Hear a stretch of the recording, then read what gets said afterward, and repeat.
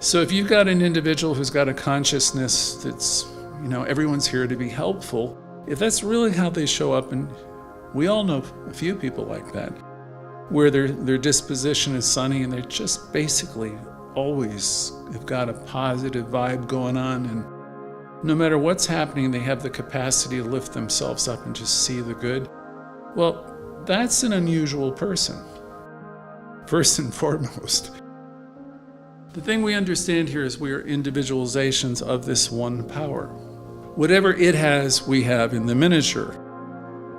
So we're individualizations of this one life, and we are creators in our own life. We are the authors of our own experience. So that self-talk is really important.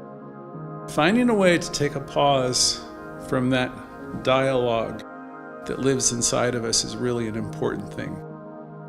Every thought I think is creating my future. The collective thoughts, the thoughts that are living with us all day long, are creating our afternoon, our evening, our tomorrow.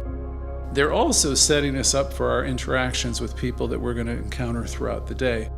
Because if I'm having a bad day and I'm struggling, and the next person who comes into my space, if I'm carrying all this unhappiness, I might have gone through something in the morning or something that's fearful, or, we go through a lot as people, and then you encounter somebody and holy gods, they have no idea what they're in for because you take that with you.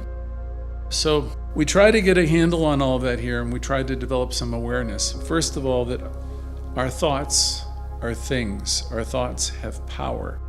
Our thoughts collectively in our stream of consciousness, it represents our consciousness, and our consciousness is creating our life.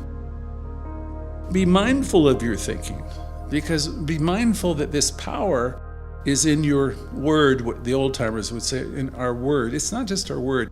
It's in our thoughts, it's our feelings, it's just, what you hold in your heart to be true and what you think about, that's going to begin to manifest in your life. That's really the way the law of attraction works. You don't get something for nothing. If you want to embody something good, if you want to have something good in your life, you have to embody that idea.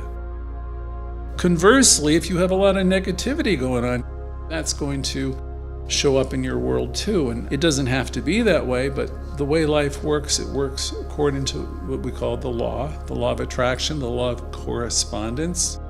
And whatever is living inside of you eventually shows up on the outside.